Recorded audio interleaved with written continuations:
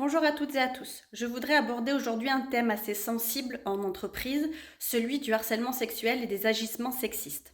Parce que la loi santé apporte de nouvelles dispositions en matière de lutte contre le harcèlement sexuel et les agissements sexistes. En effet, l'article L 1153-1 du Code du travail est modifié par la loi de santé qui a été promulguée en août 2021.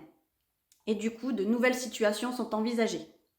Les agissements sexistes sont pris en considération et la définition des situations pouvant entraîner le harcèlement sexuel est complétée. Il était déjà défini que le harcèlement sexuel était constitué lorsque le salarié subissait des propos ou des comportements à connotation sexuelle de façon répétée.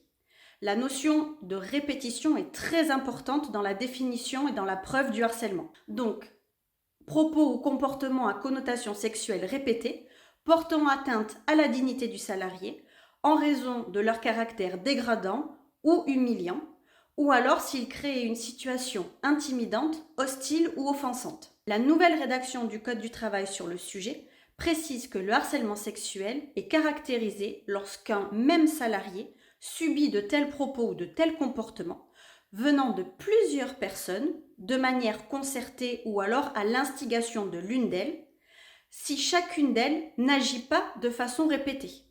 Donc on peut avoir une seule fois un seul acte, mais par plusieurs personnes, et ça pourrait être considéré du coup comme du harcèlement. De même, le harcèlement sexuel sera désormais caractérisé lorsqu'il y aura eu propos ou comportements successifs venant de plusieurs personnes qui savent que l'ensemble des propos et des comportements fautifs caractérisent une répétition.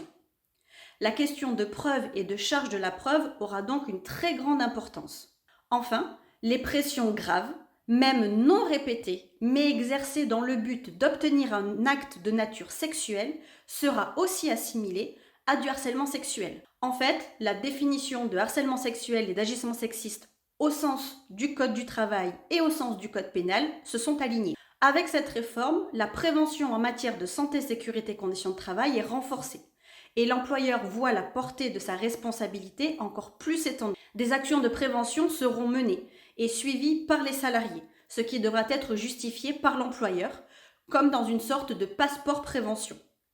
Les modalités précises restent encore à être définies et à être précisées, mais la médecine du travail aura aussi un rôle renforcé à jouer en matière de prévention, et les élus du CSE, du Comité social économique, seront aussi associés à ces actions de prévention. Le référent de lutte contre le harcèlement sexuel et des agissements sexistes, qui est désigné côté CSE selon l'article L2314-1 du Code du travail, mais aussi le référent de lutte contre le harcèlement sexuel et agissements sexistes, côté entreprise, peuvent être formés sur la question. Il est à noter que le Code du travail prévoit uniquement un référent de lutte contre le harcèlement sexuel et les agissements sexistes.